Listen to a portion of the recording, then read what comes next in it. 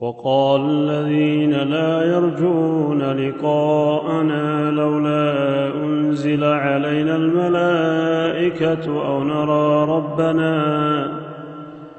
لقد استكبروا في أنفسهم وعتوا عتوا كبيرا يوم يرون الملائكة لا بشرى يومئذ للمجرمين ويقولون حجرا محجورا وقدمنا إلى ما عملوا من عمل فجعلناه هباء منثورا أصحاب الجنة يومئذ خير مستقرا وأحسن مقيلا ويوم تشقق السماء بالغمام ونزل الملائكة تنزيلا الملك يومئذ الحق للرحمن وكان يوما على الكافرين عسيرا ويوم يعض الظالم على يديه يقول يا ليتني اتخذت مع الرسول سبيلا يا ويلتى ليتني لم أتخذ فلانا خليلا لقد أضلني عن الذكر بعد إذ جاءني وكان الشيطان للإنسان خذولا وقال الرسول يا رب إن قوم اتخذوا هذا القرآن مهجورا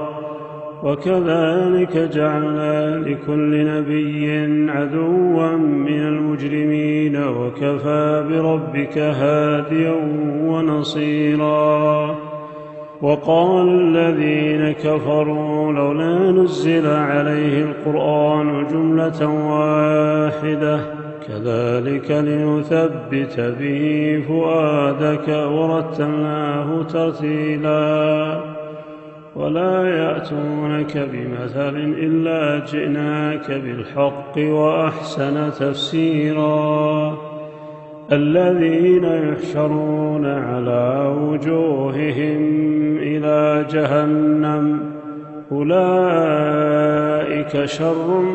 مكانا وأضل سبيلا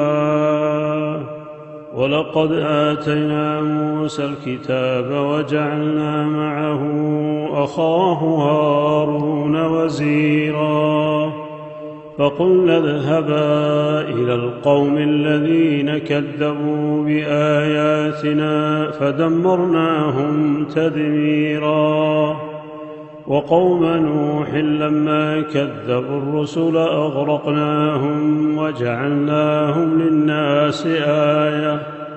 وأعتدنا للظالمين عذابا أليما وعادا وثمود وأصحاب الرس وقرونا بين ذلك كثيرا وكلا ضربنا له الأمثال وكلا تبرنا تتبيرا